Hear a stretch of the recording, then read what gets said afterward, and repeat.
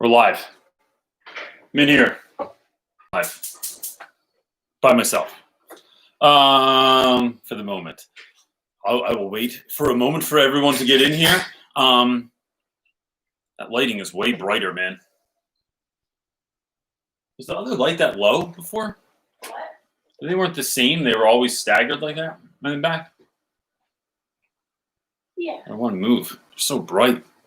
You can dim them now. I know. What's up, Erica? I know. Look, I can do all kinds of weird crap. We got these new light bulbs, and I can control them from my phone. And they have all these crazy things. There's like romance you can set it to. We will not be using those. Or party. Yeah. Oh, party. Look at this. Does it show up on it? It should be a little fast. Oh, look, you can make it faster. Look. Fun. It's crazy. I'm glad I saw them and got them. They're fun. You can dim the white. Yeah. So I'm going to just leave it on the light. God, man, look at that. Whew. We just got set on fire. Turn those down a little bit. Yeah, there we go. All right, awesome. Hey, everyone. So I was just playing with these. I got these new lights and they're Wi-Fi. And because they really just wanted like a different color back here, but I got these Wi-Fi ones. Look at that, my Elvis. And so I've been having a lot of fun with them lately. What's up, everybody? Brandon, first time tuning live. Glad that you're here, man. It's tricky. I wish I could I know that some people. Thanks, Jeffrey. I think that where's my wedding ring? Feeling ADD this afternoon. There's not a time for everyone to be able to tune in, which is so I'm glad when people are finally able to kind of get in here, it's just interesting, all over the world, what just fits. And so, yeah, so we'll, we try our best here. But you ready? Yeah. All right, cool. The wife is multitasking, a skill that I do not possess. So Jake, you can start the podcast now. My name is CJ Reynolds, and the guy that I'm talking to is Jake. Jake is the guy that does our podcast. And the podcast is essentially this show turned into a podcast. So if this doesn't work for you and you want to listen to it on iTunes or literally wherever you can get a podcast, you can get this. What this is my YouTube channel, Real Rap with Reynolds. Real rap meaning real talk, meaning we don't go, this is about going more deep than it is wide. And so we are trying to focus on things in education, but all things that concern education, whether that's health or well-being or your mental state or whatever, that's going to help you be the teacher that you always dreamed of being. And so the idea here is we show up every Sunday, me and this cohort of amazing people that are on the side here, and we answer your questions. So some people just come in and just watch, and that's completely fine. You don't have to say anything. You don't have to leave anything in the comments. We don't even know you're here. You don't even have to hit the like button, none of that stuff. But if you are here and you do want to engage, this is a great place to meet people that are probably the same kind of crazy as you, the kind of people that would show up on a Sunday afternoon when today anyway in Jersey, it is beautiful outside.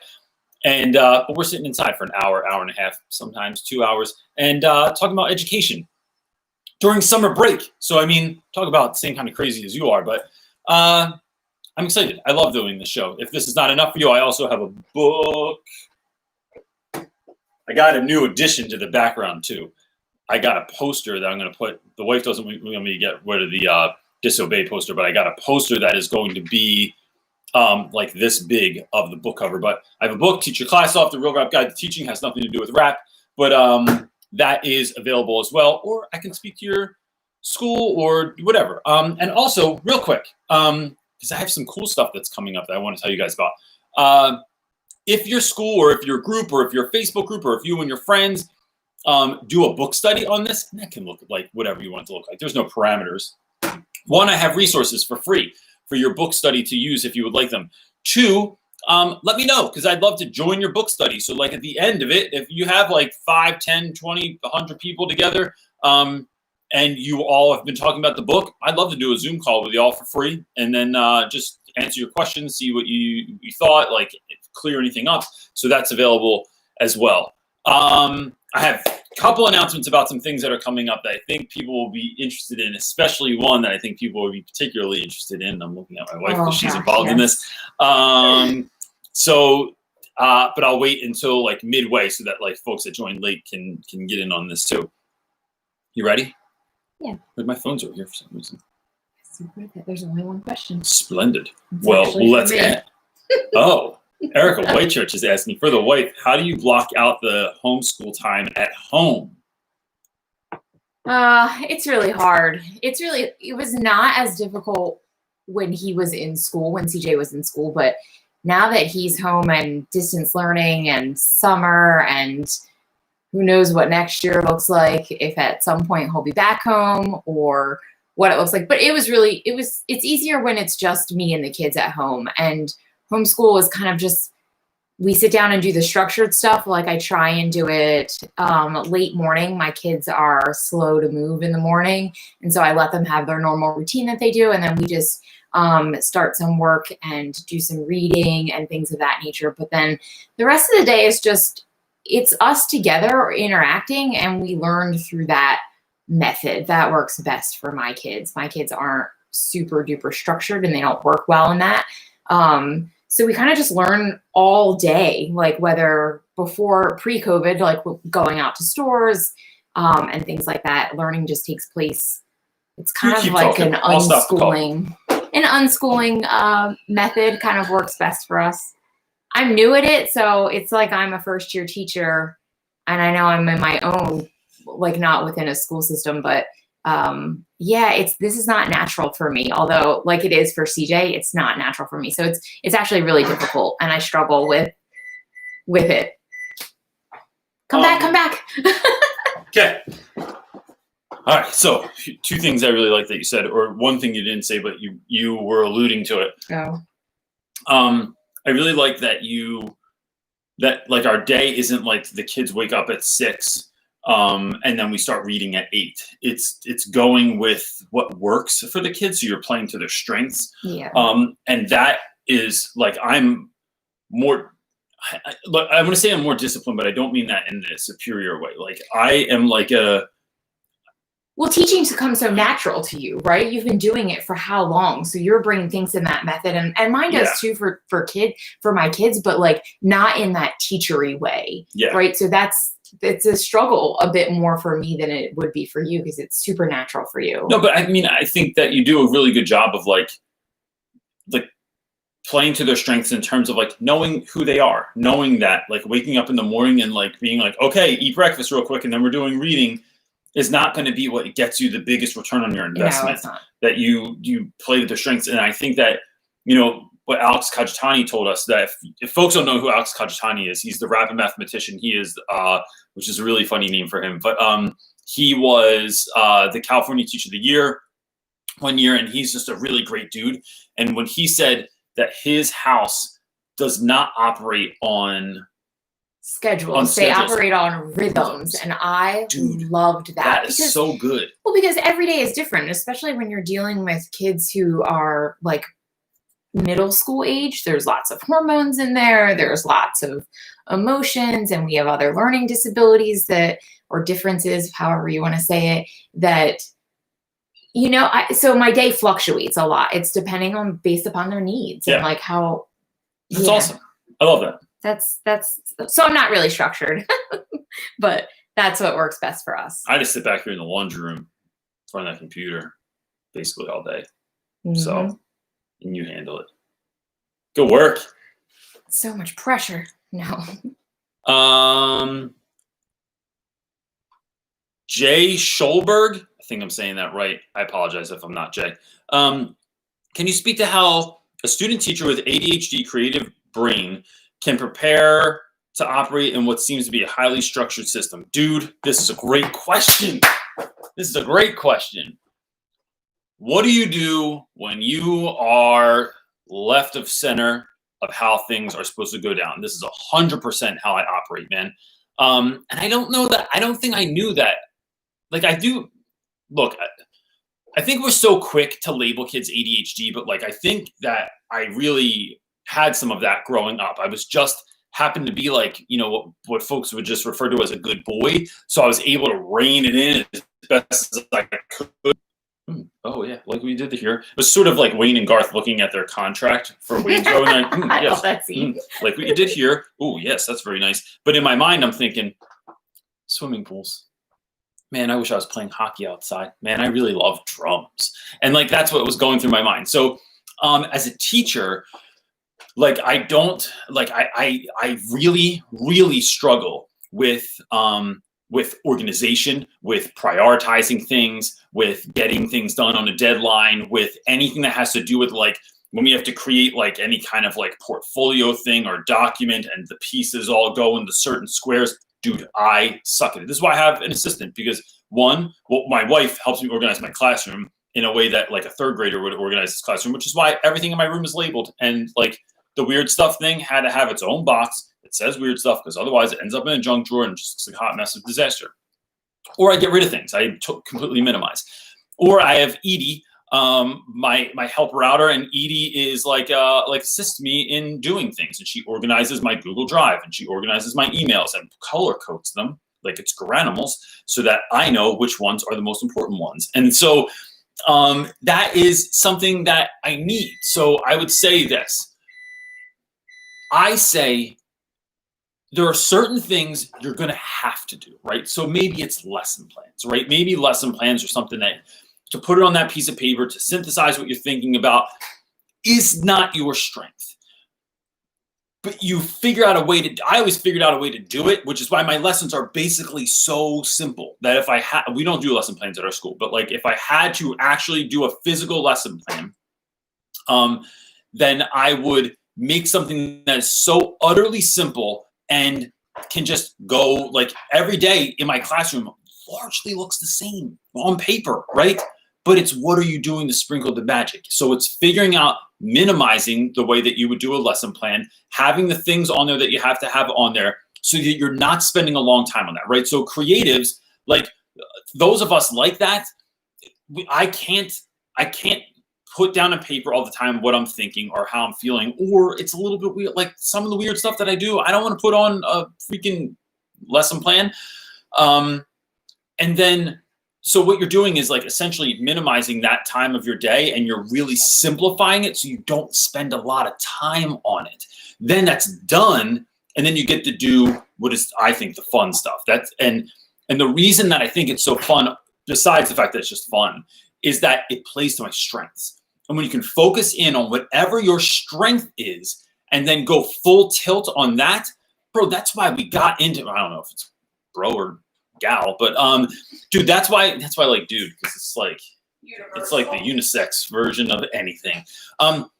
It is a way for us to take what makes us like, that gets us excited about education and hone in on that.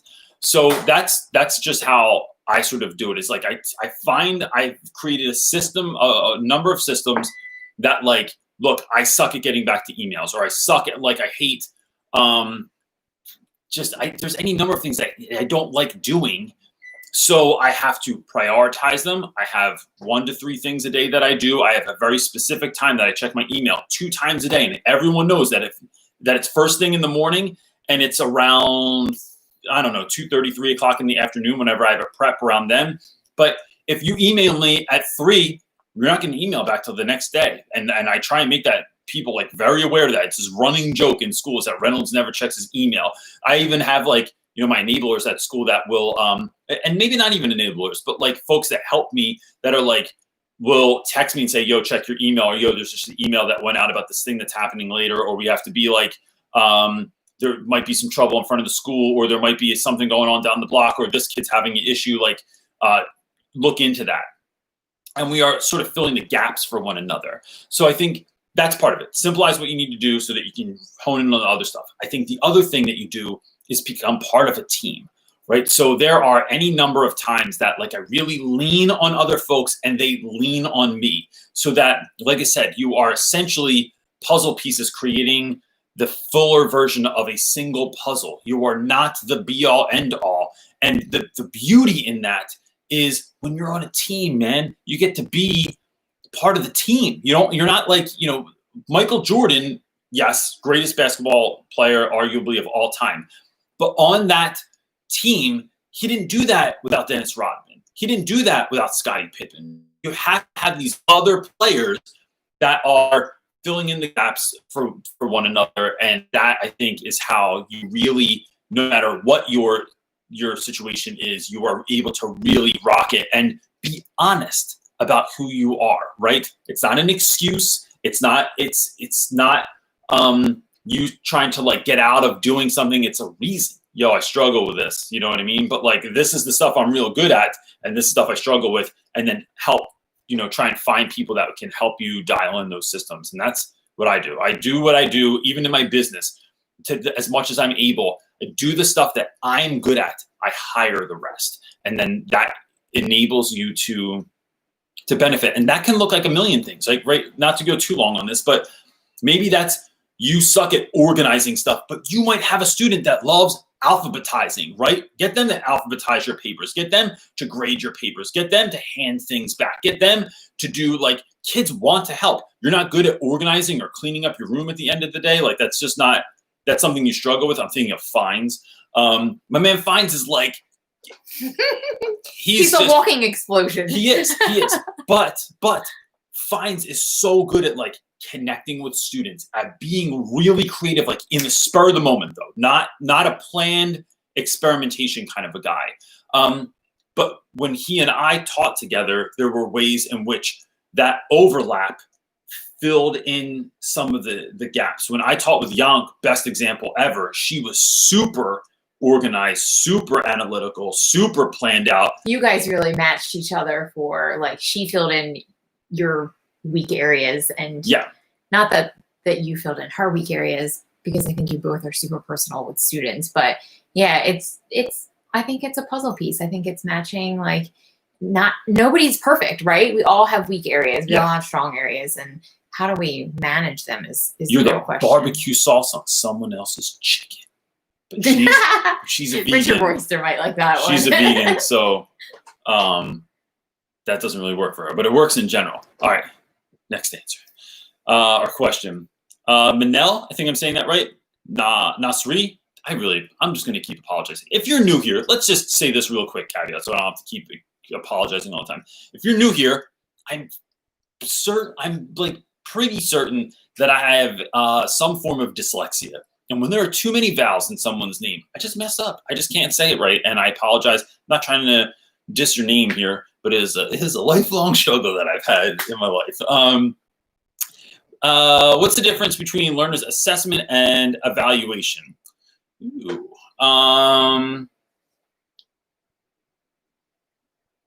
Trying to think of what that means to me. I'd love to know what other people think about this. I feel like Royster would 100% have an answer for this, because this is like education terms. To me, so let me say this. I feel like an assessment is you are checking someone's knowledge, right? You want to see, like, have you retained, have you been able to apply, can you use the things you've learned? But an evaluation is sort of like you are checking in on the person, or on, like, it is the precursor to an assessment. That's all I have. I don't really know. Sometimes, let me say this, and this is not a diss to your question at all. There are terms that are used by educators. It is the same as like when you go to a certain church and they use a whole bunch of language that you're like, I don't know what they're talking about. What is the blood of the lamb? Why are lambs involved in this situation at all? That I have chosen not to engage with, because I just think that it bothers me for some reason. But yeah, I don't like that. I don't like that. And that was my answer. I don't like that I didn't have an answer for that. Sorry. I feel like it. I definitely don't have an answer for that. I wasn't able to help that individual, and I didn't have a good answer. We've got lots of seasoned pros in the comment section. So community. Yeah. So that's what I'm going to do. I'm going to practice what I preach. If you're in the comment section, right? So if you go to Manel's question, What is the difference between assessments and evaluations with regards to students? If you could speak to that in some way, shape, or form, it would really help me out because I don't have a good answer for that, and I don't want to just skip over that question. Oh, Richard Royster said, in my opinion, assessment is in the moment, looking for very specific things. Evaluation is a meta. It's a growth process that looks forward. That's a great explanation. If you guys don't follow Richard Royster. So shout out to Richard Royster. John Lopez just informed us that Mr. Royster retired. I knew that, man. Oh, you did? Yeah, I wanted to do something, but I wasn't sure what to do. What we could do real quick. What are you doing? We could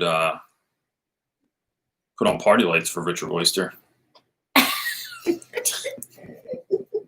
Woohoo! Go, Royster. This party is for you. So for those of you that don't know, Richard Royster is a guy that I met. He teaches he was an assistant principal in Kentucky. And he has a great story. We met, we went to Miami together to a conference and hit it off. And he's just a great dude. He has a YouTube channel that is the least.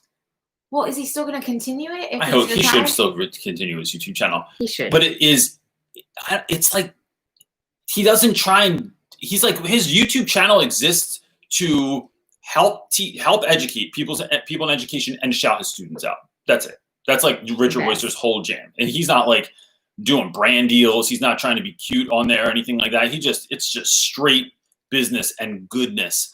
And that's what I love. That's what really excites me about him. It's authentic to him. Yeah. So you deserve some real party lights, Royster. I hope that you're, what a year to go out to be retired on. But I feel like something, look, I don't know you this well, but I would say that feels like a Royster way. That feels like a humble way to nope, I came into this and no one really knew me. I'm gonna slide out and then I'm just going to be, that's how Royster does it. I like that idea. And I don't know if he feels like that at all, but I'm going to keep it. Yeah, it's a hard year. You can look at it both ways, I think, for sure. Yeah, absolutely. This is my question. No, I know because I was messing with stuff. I know.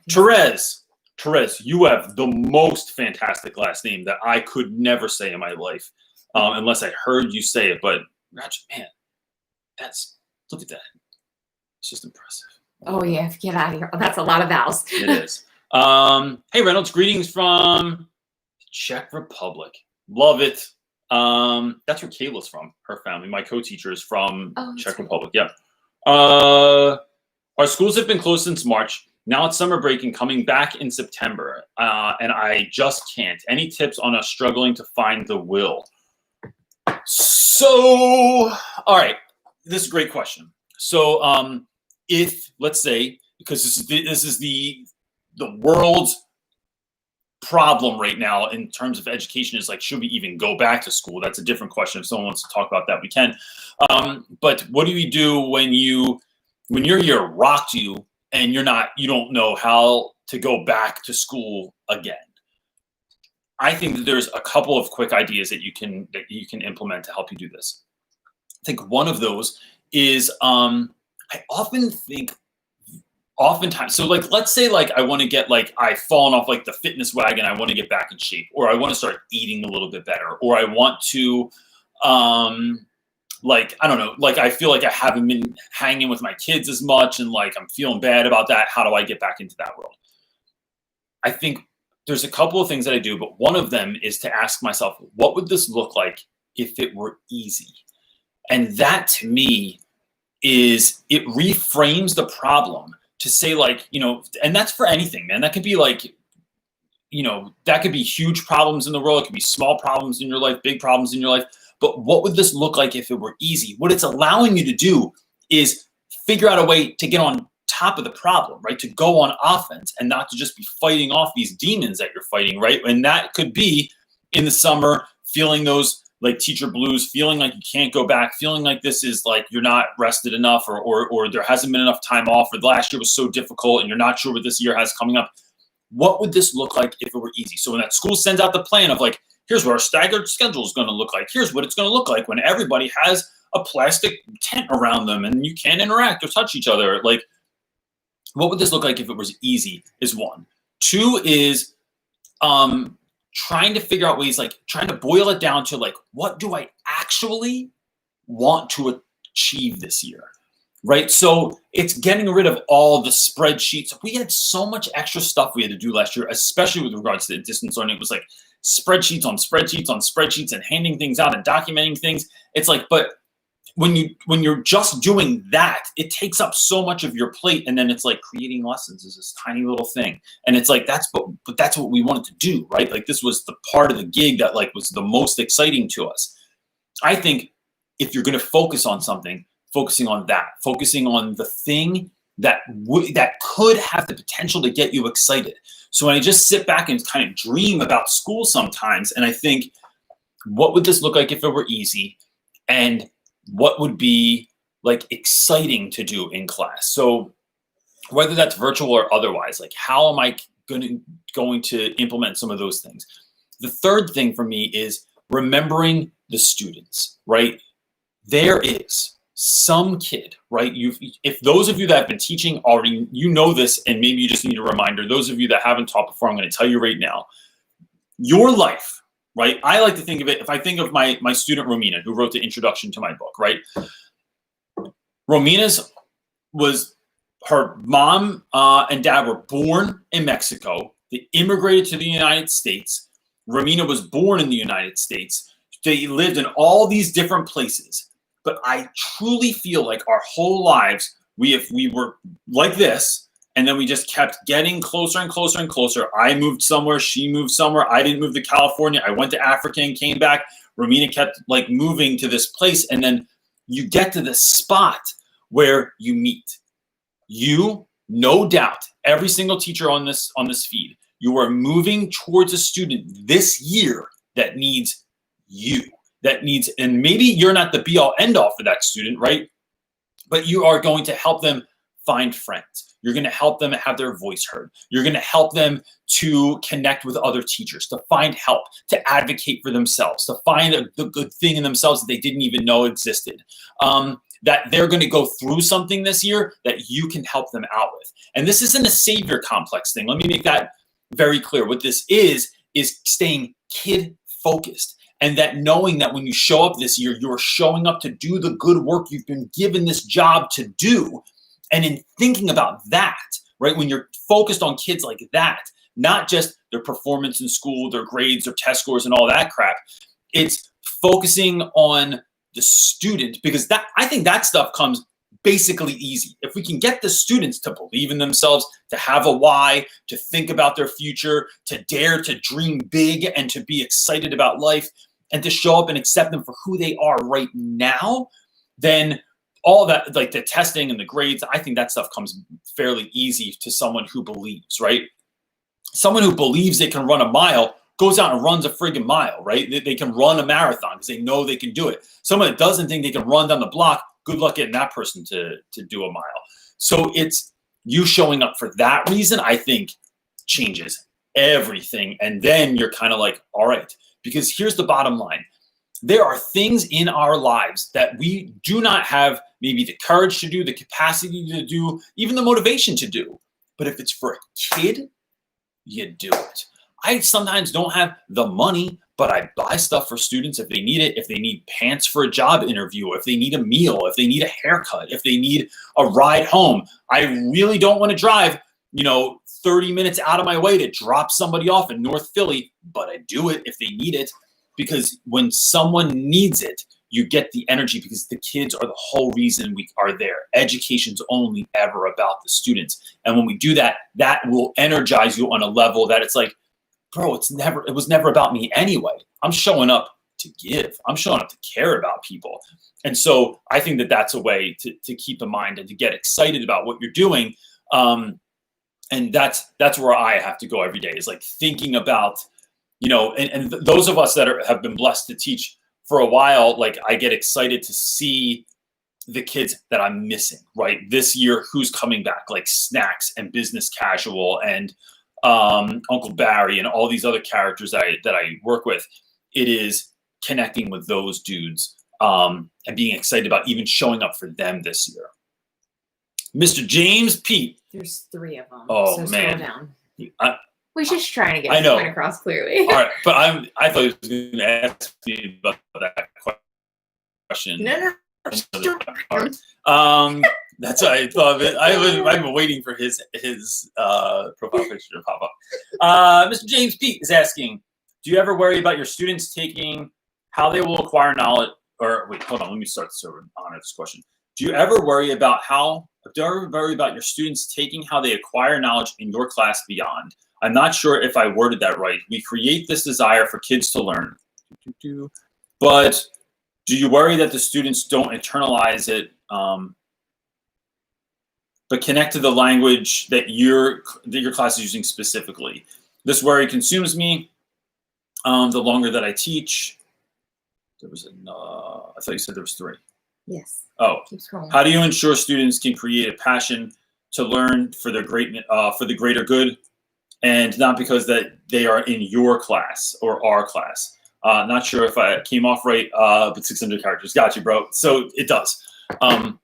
So I think the question here is, simply put, is how do we ensure that students are still going to learn when they leave our class, when we have found a way to dial into how that student learns, and have found a way to teach that particular student? But what happens next year when the other teacher doesn't necessarily do that, or doesn't focus on that, or can't figure that out? I think this is a great question. One, I think that it has less to do with us and more to do with the kid. I think one of the things that we have to really ingrain in our students is that they matter, right? I constantly am asking my students questions about themselves because I want them to know that they and their story actually matter, that they should pipe up. They need to say something and to engage with someone, that if they don't understand, they should ask a question, that they should learn how to self advocate, right? We want kids going up to a teacher and saying, like, look, this is how I learn best. This is how I do things. And I've found success before. And if their teacher's not like a total creep, then they're going to play to those strengths. They're going to help that kid out, as long as don't feel like they're sort of like enabling some like kind of weird behavior or something like that. But I think that is the way that we help kids, because what you're doing, James, is I think we are helping kids figure out how they learn. Most kids don't do that. They don't know how they learn. They just know that I'm a little bit better at projects. They might know in some way, shape, or form. They might know that, no, dude, just give me the notes. Let me memorize them. I'll regurgitate it on the test, and we're good. Some kids are just not, they have a sense of that, but they don't know it's because they're a kinesthetic learner. They don't know that it's because that they have trouble hearing the teacher, like, or picking up on what they're saying because they have some sort of auditory issue.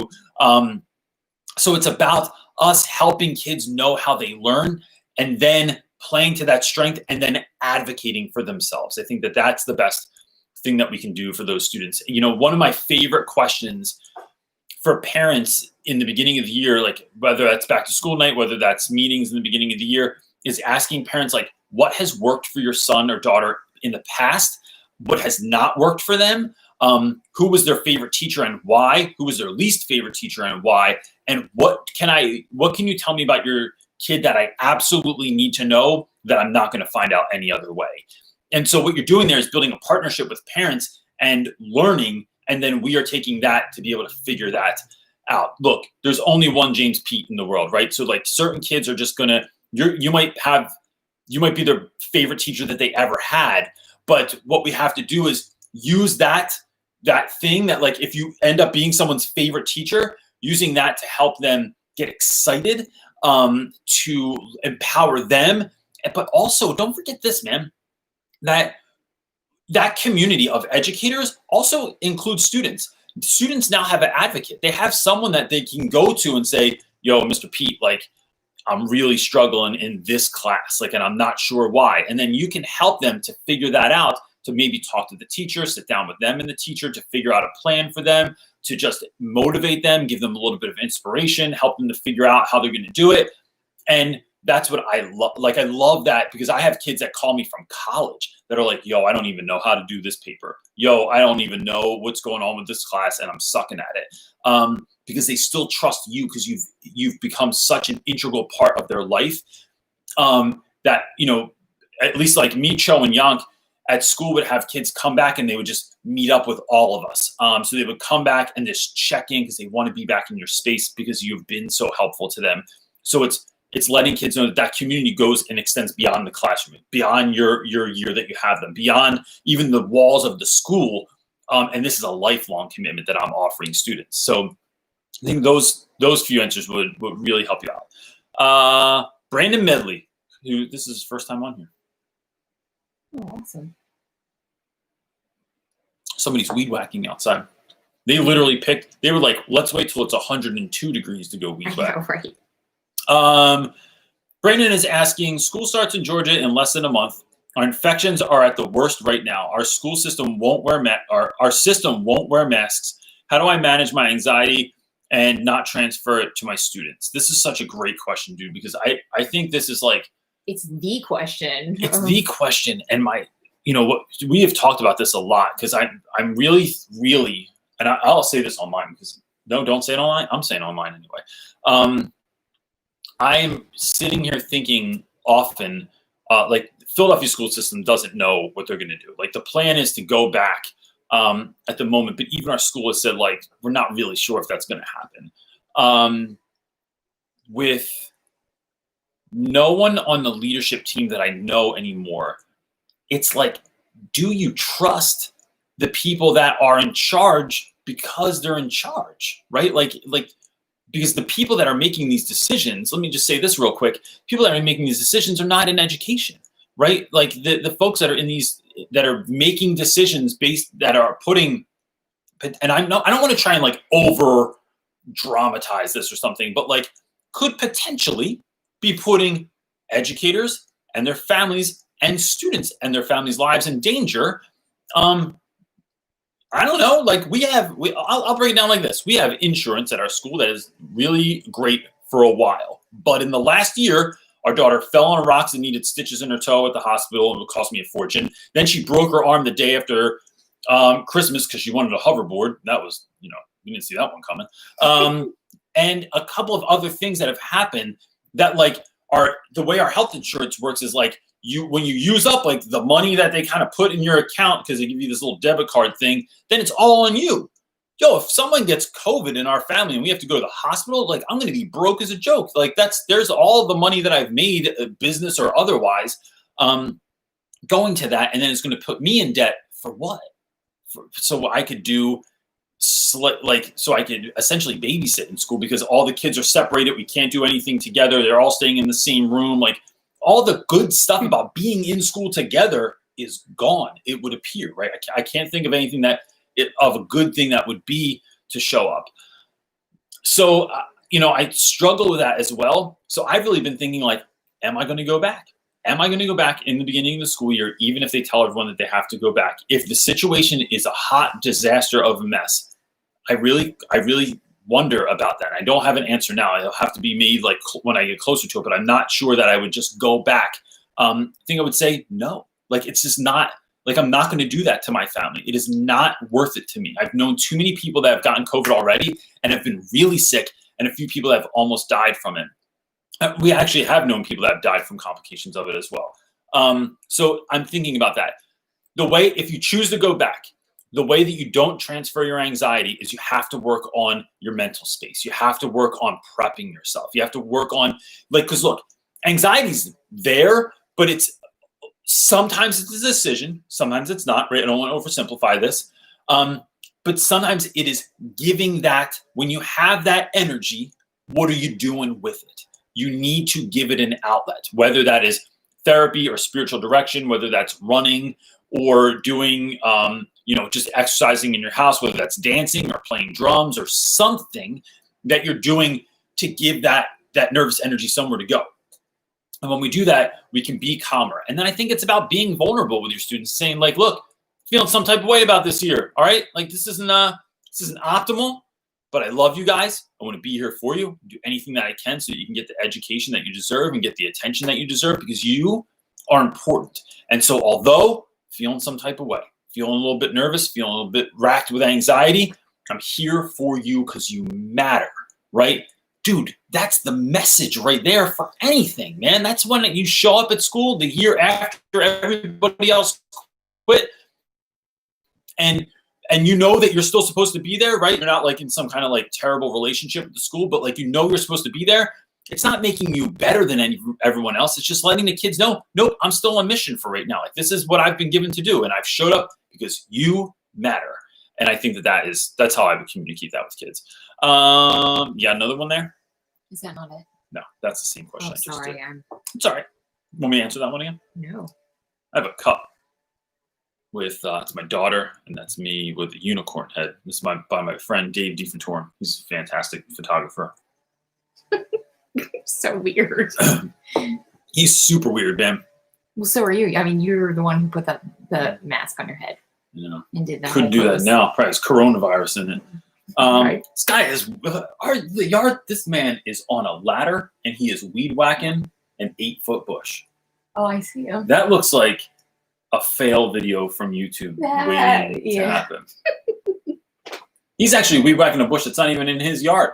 All right, good work. Anyway, ADD time, everybody. It's Marissa's asking, hi, Reynolds. Hey, I've been moved into a different school building in my district and I'm a bit nervous about it. We'll be starting my 3rd year teaching. Any advice on how to stay calm and collected? Marissa, I think that this is what summer exists for. I don't know about all of you, but most summers I will get to the beginning. So like we're just about mid-July, right? And sometimes I don't feel settled yet.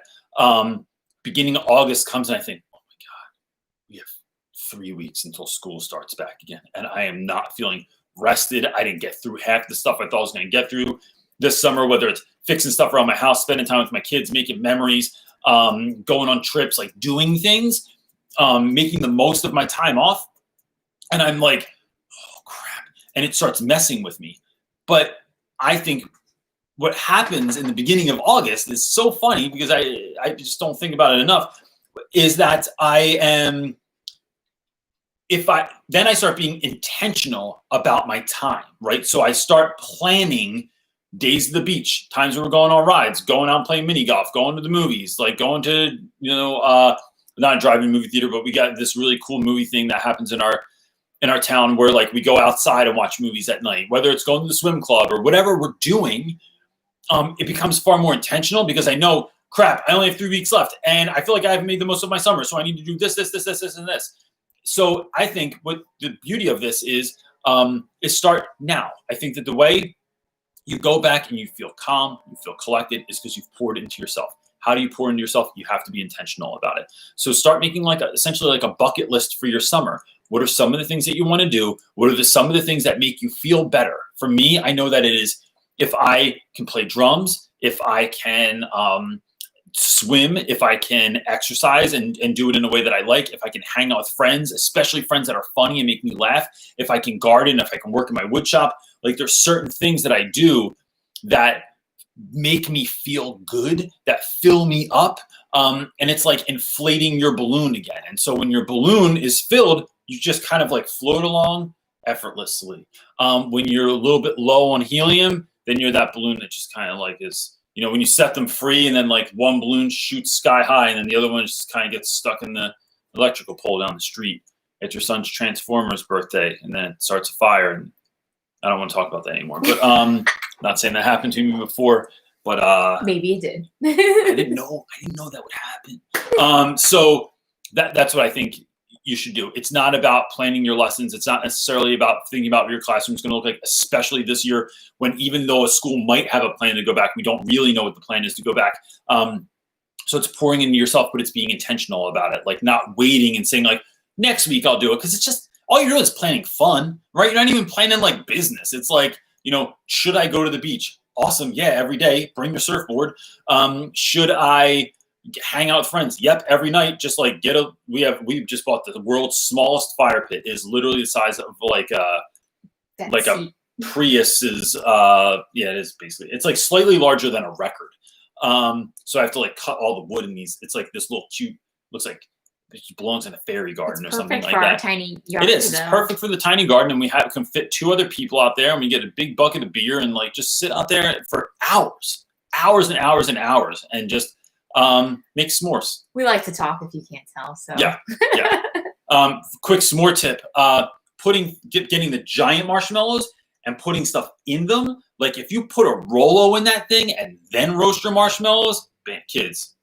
I'm just saying. This is Father of the Year stuff right here. Mint in there. But junior mints are good in there. What did we find yesterday? Oh, I said caramel creams would be the jam in there. All kinds of stuff. Little, like you get the little bite-sized Milky Way, bro. Game over. Like then you're just. It's like this is how they do it in heaven. S'mores in heaven. It sounds like a country song. Y'all, this is s'mores in heaven. Come on. Stop before you start singing a song. S'mores in heaven. I'm gonna get Ron Proctor to write a song called "S'mores in Heaven." Stop it, because he will. Yeah, he will. Proctor, if you're watching this, that's your new job. As if I get to give you jobs. But Carrie Martinez is asking, any tips for teachers making the move from elementary to middle school? I'll still be self-contained. I think that was supposed to be self-contained, maybe. But I know that it's a completely different world. So it is, but my sense is this is the shift. The shift from elementary to middle is kids are in elementary, they largely do what their parents tell them to do. They play soccer, they play basketball, they do the things that like all the other kids are doing. Middle school is the beginning anyway for many kids of the shift into who you want to be, right? Which is why like we see like high school kids, like I never had a mohawk when I was in elementary school. I found out what everybody else was wearing, and then that's what I wore. I looked at the music everybody else was listening to, and largely that's what I listened to, right? I wasn't that much of an individual when I was younger, and in any way that was public anyway. But in middle school, that's when I started shifting, when my friends were listening to this, and I was listening to this. When everyone was dressing like this or repping this team, I was doing this. When everyone was playing sports, I was playing music. And not in the school band, like in rock bands and stuff. Because that's the time of your life when you're trying to figure out your individuality. And so sometimes that, that gets paired with hormones, which is like someone that wants to be different, but they go so far the other way that they're like, everyone will know that I'm different. I will shave this side of my head. I will have purple hair. I will wear eyeliner that comes down like this and I look like Alice Cooper, right? Why? Because you're trying to figure out who you want to become. And I think that's a really exciting place to meet students in. And it is often a place that many adults do not like meeting students in because it's freaking weird. Because kids come in and they start acting all crazy and talking weird and trying to curse near you sometimes or listening to crazy music. And like last year, I just think of like kids that came in with like crazy haircuts and stuff like that. And it's like, dude, what you have to do, I think how you win with that is one, you honor kids. Bro, there's not a chance in the world I'd ever rock that hairstyle, but I appreciate the fact that you went left to center. I love that you like tried to do something that was different and are giving it a shot because they're not going to have it for the rest of your life. Like unless you're like, I don't know, Flea from the Red Hot Chili Peppers, you're not going to have cheetah hair for the rest of your life, right? This is something that you do when you're 15. Because when you're older, you hopefully have a little bit more actual power. You can actually do something. You can make decisions, decide where you're going to live, who you're going to date, where you're going to be married to, where you're going to work. These are all decisions you can make. But when you're a kid, what decision-making process do you have? You can dye your hair. You can pierce your nose. Like what else do you got? You can get a bad tattoo that says #blessed on your arm because that's, besides getting your mom's name or something religious, it's real hard to convince your mom to get a tattoo. That's what I've decided in school. Most kids that are 14, they have a tattoo, usually says mom's name or blessed. That's it. #blessed. I think that was a New Girl episode. But anyway, that's what I'm thinking about is like, that's the big switch. And then as far as curriculum and stuff, it's like, just ask your school and like, just be dialed in on what they're doing, then get to know those students. And then like, I'm always saying, then teach through the lens of what they like. So if everyone's real into certain hip hop artists, certain TV show, certain like movie, like get a feel for what that is. And I'm, and then teach you that. That's what I'm always doing. I was watching those YouTubers with Brody this morning, and I'm like, who's this guy? Who bested PewDiePie? And then I'm like taking notes on my phone. I'm like, all right, gotta check this dude out so I can. Or what was the video he had made us watch this morning? That kid who is. But what was the channel? I forget. It was like no, don't quit or something like that. But they had like millions of subs. And they focused on people that grind it out, hustling every day, whether it was Dude Perfect or that YouTuber kid. But that's a good space for us to get to know, like, who's popular right now, like who's trending right now, like what's going on. How can I use this to teach in my classroom? You really need to make a video of how do you find those things out if you don't have a middle school child or like you don't have kids? Like, how do you find all those? How do you know what's hot? How do you know what's trending? How do you know what's cool or what kids are going to talk about? I think that's a great video to make because I think there's a lot of people who are even in their 40s or 50s that don't know, you know? Yeah. I wouldn't know. I would have no idea how to get to know like students. Like to get to know them and build relationships is different than knowing what's hot in pop culture to be able to teach through.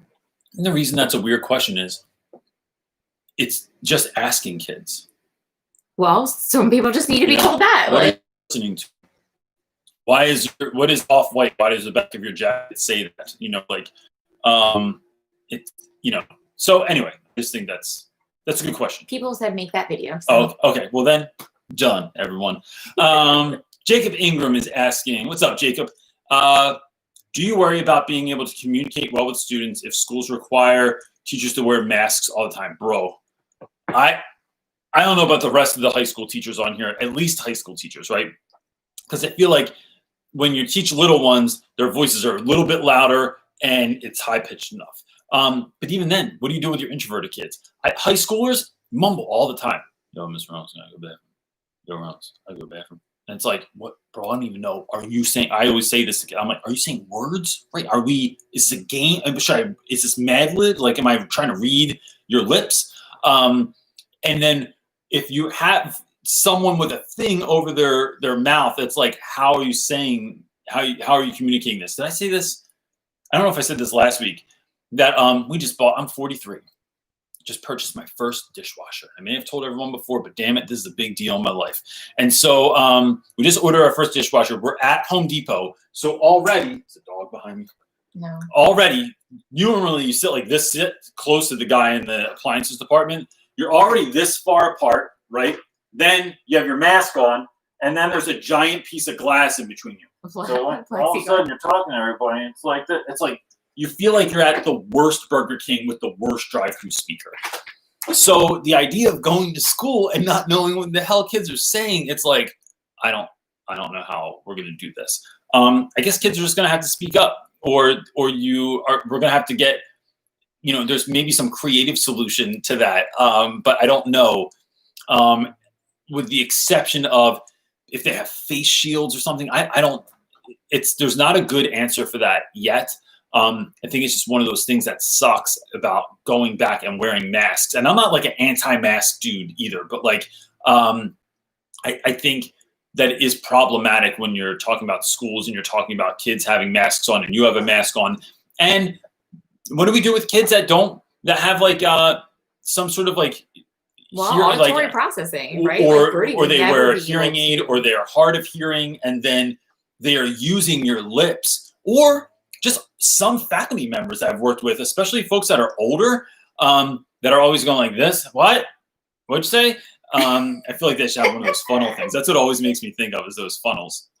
It's like, how are like folks that are dealing with that are hearing impaired going to hear when we go back to school? Like, it's just one of those things that I think what we do is we let students know that, all right, listen, I know this and the glass thing I'm teaching behind and you with the mask on, dude, this is difficult. I understand 100%, right? Like, can we just sometimes just acknowledging things with kids and saying, I realize this is a problem. I'm not exactly sure what to do about it. But then that's when I usually do ridiculous stuff. So maybe I teach all year through my megaphone. There you go. Megaphones are going to go through Megaphones, the roof. $8 at Kohl's, buddy.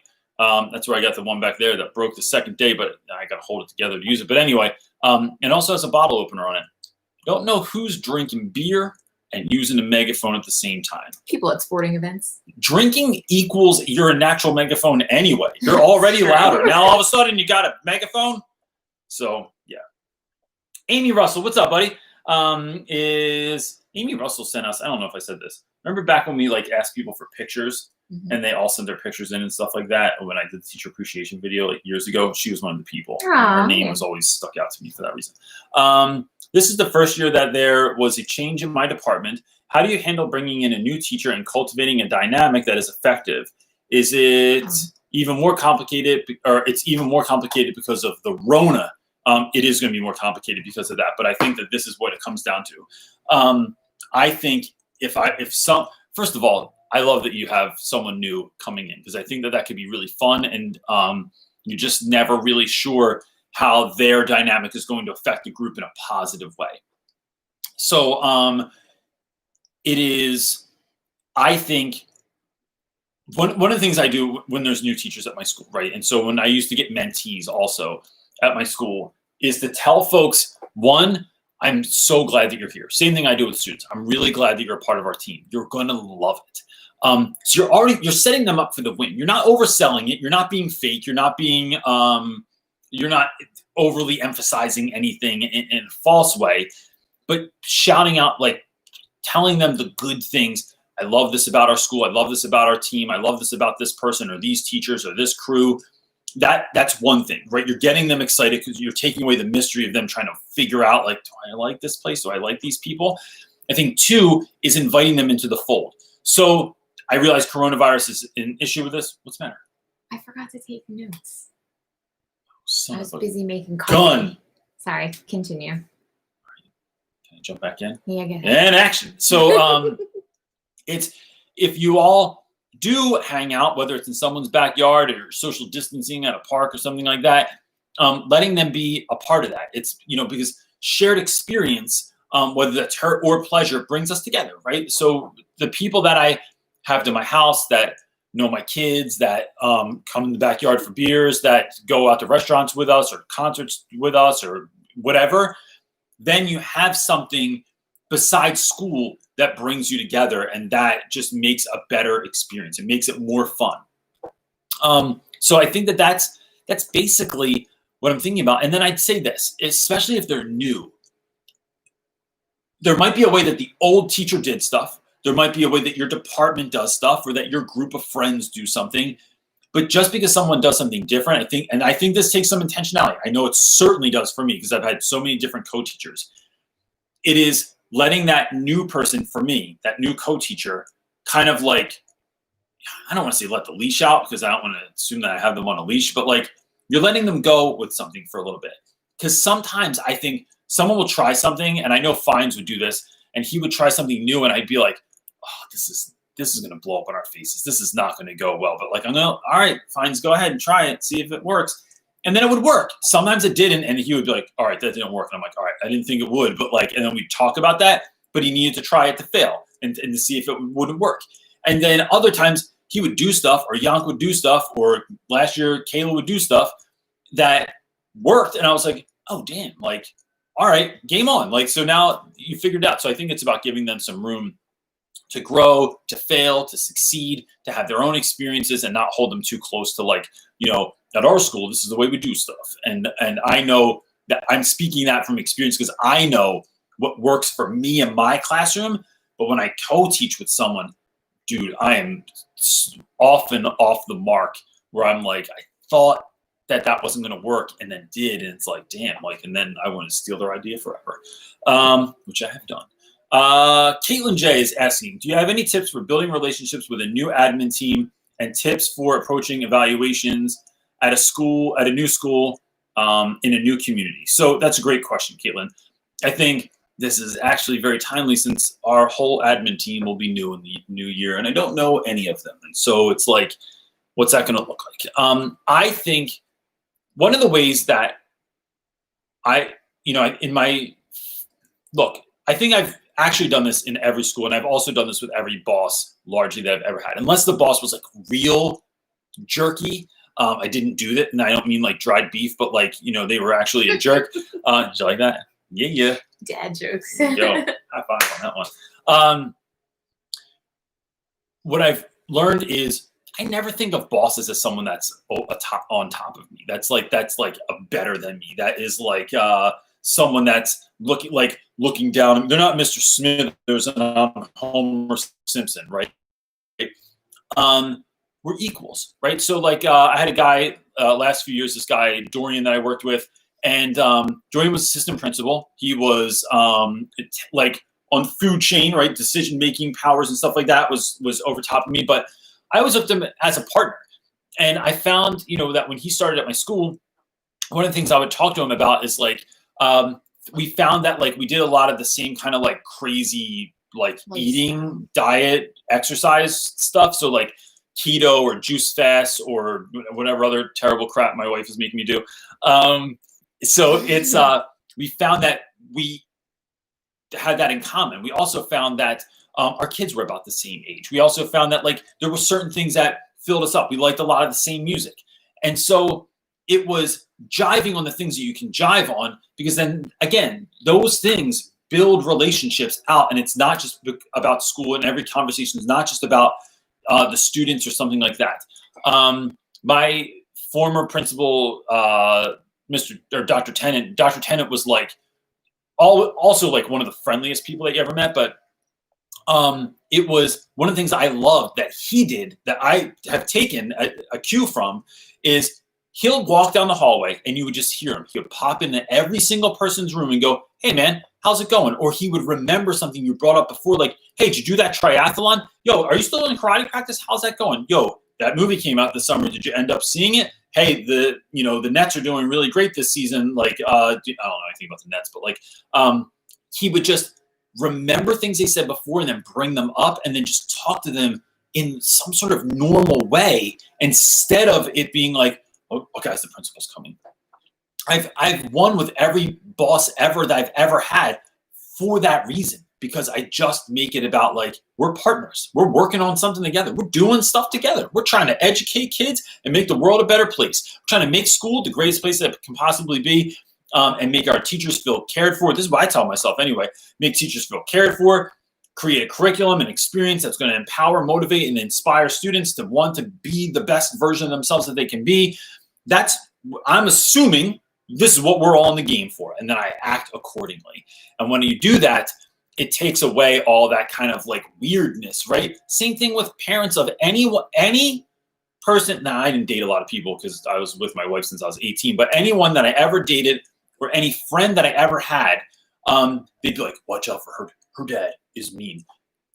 Your dad was mean as hell when I came around. He would yell at me for walking on the grass, like legit yell at me and my friends, and it was embarrassing.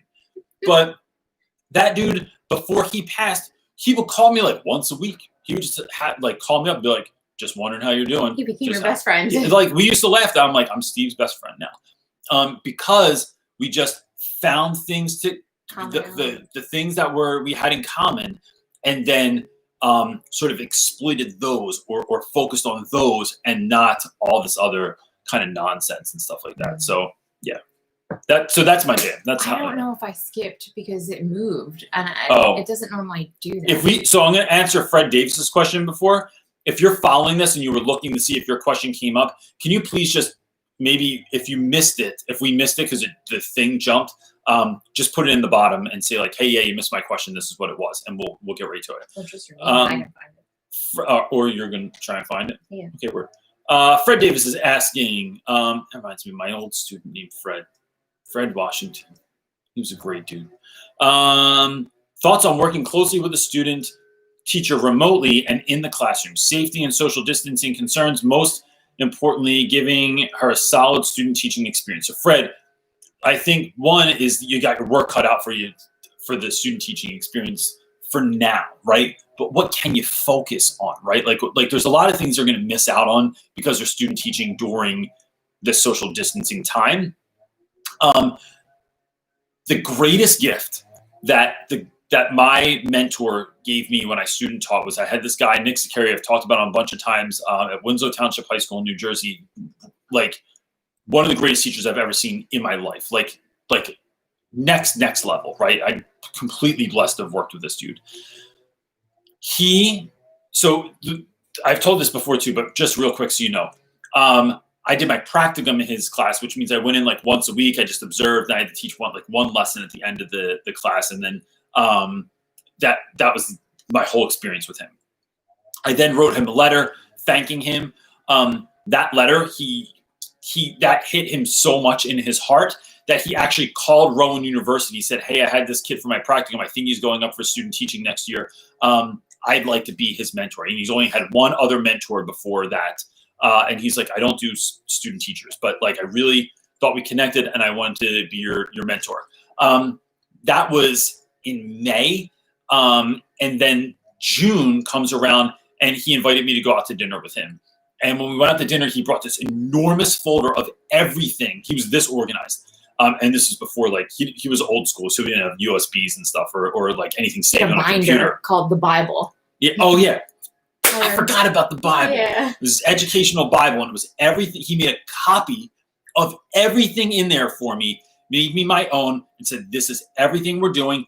It's all dated, so you can start looking at it now." And then we started working through the summer as to like maybe once a week. Like it wasn't a ton, so like you still have your summer, but once a week checking in, seeing how they're thinking, seeing how they're feeling, seeing what's going on, seeing what ideas they have, seeing what questions they have, and really being a resource to them or putting me on to resources. So like give me books, give me things to read, articles to check out. So maybe you're turning her on to like, and I don't want to just self-promote here, but like maybe it's the live feed that they can show up and ask questions on. Maybe they're part of a Facebook group. Maybe there's a certain podcast that you really like.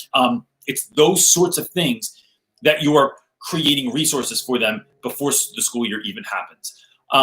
The other thing that I felt really was meaningful to me was he would hang out with me on the off times, and every single time I took any ounce of leadership, like I was helping with something after school, on the weekends I would come in and help the drama crew, like build the sets for the plays. I helped with SATs. I helped with all this stuff. He would make notes constantly. "Hey, I saw you interacting with that kid today. All right, here's something that you did really great. And then you made a joke at someone else's expense. Try not to make the jokes on someone else's expense because this is how it's going to bite you in the ass later. But I noticed that you have no fear when you go up and talk to kids. Make sure you look kids in the eye when you shake them in, when you shake their hand." Just like little things like that I could literally write a book on what I learned during student teaching from Mr. Z. There's so much stuff that I still learn. And then I think that's the meat of it is how I would really go about it. It is all about intentionality. And it's all about saying, "Dude, look, for this year, I know that's not going to work out the way that like it always has in the past, but you lucked out because you got me, and we're going to make this thing the best thing that we possibly can do." Right? I just think of it as like, like in Goodfellas when they were making Italian food, when they were locked in prison. They're still locked in prison. Still wasn't optimal, but they made some pretty damn good Italian food in prison. And I don't know if that's a metaphor that really batches this, but I just wanted to talk about it anyway. It's some weird way it works. That's it.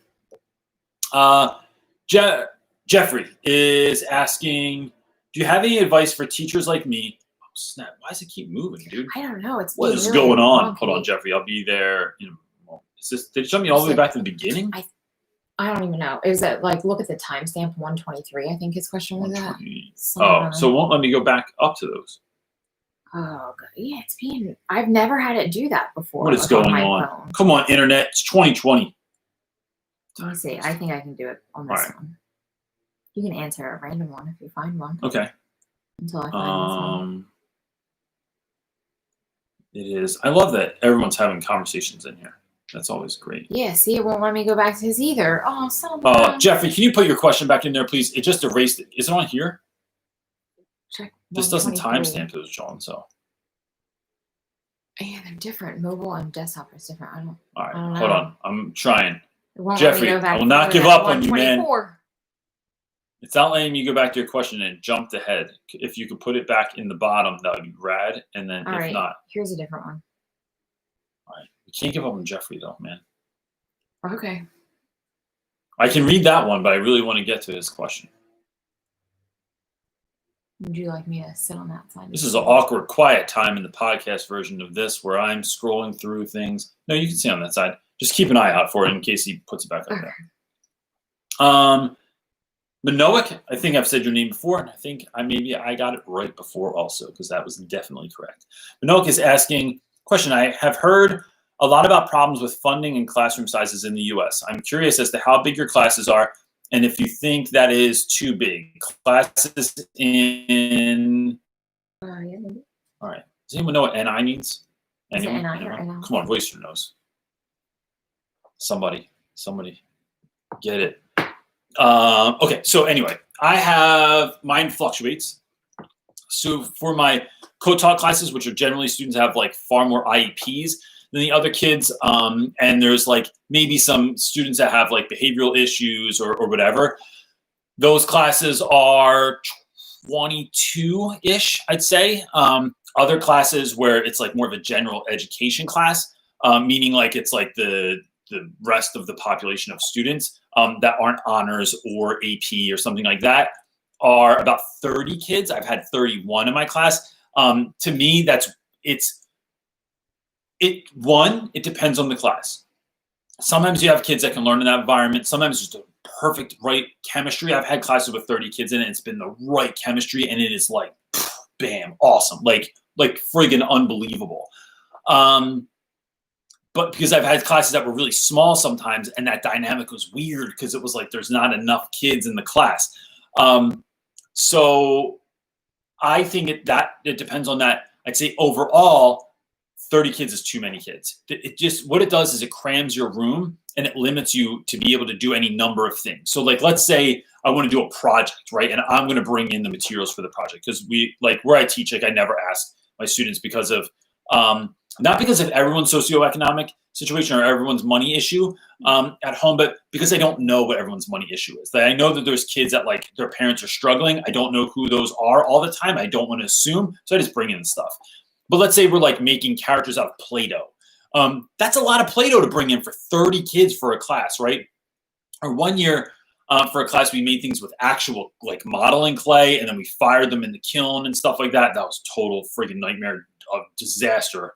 Never do that because that brown clay gets everywhere. It's under everyone's fingernails, and it was the mess. Play-Doh's the jam. So like even that was like, it's so much stuff to bring in. If you want to make groups, let's say you want to have reading groups, like small reading groups, and everyone's in a group and they all have different things they're working on.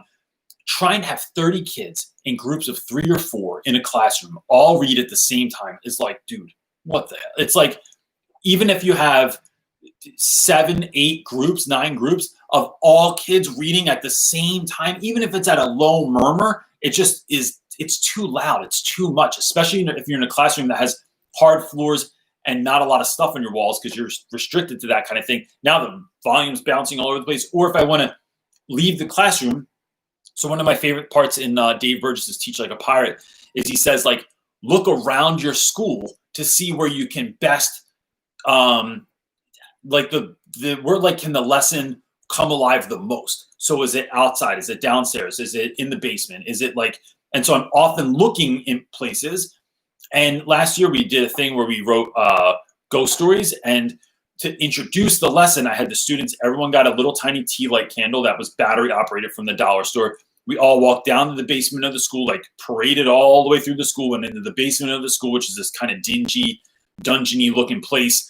Went around a table that I set up down there ahead of time. Everyone put their candle on the table, and I read this ghost story. Super fun. But with 2 classes, I couldn't do it because there's too many kids. So I think that's largely the limiting factor. The other problem is sometimes when classes are that large, you have the kid that's really loud and wants all the attention all the time, and the kid that does really well all the time. But then and those kids, we have no problem addressing and talking to them. In my book, I talk about this as student 1 and student 3. All right, 3. But student 2 always falls through the cracks because they are looking attentive, they're quiet, they nod their head the right way, like I did in school, right? Where it was just like, yep, I'm thinking of swimming pools and hockey, and not algebra right now. But it is when we have classes that are too large, those kids get lost in the cracks, and then that's why we have kids in ninth grade that read on a second grade reading level, because we didn't have the time to get to them. And so I think that becomes problematic as well. Did you find that question? Oh, no, but somebody wrote that they think that was Jeffrey's question. Oh, okay. Awesome. Hey, thanks, Jay. Jeffrey's question, I think, was, do you have any advice for people jumping into distance learning and where he should start? I think make it simple and trim the fat, right? So like my lessons every day on distance learning were, I don't know, they would take kids maybe 10 minutes if they just got on it and did it. Maybe 15 at the longest if someone was really struggling, just because they didn't want to do it or because they like their ability wasn't there, might take them 25, 30 minutes. I made a video every single day that I felt like was interesting to students. And sometimes those were elaborate and it was green screen and all this crazy stuff. Other days it was just like me on my phone real quick, like, yo, all right, here's what we're doing today. Ready?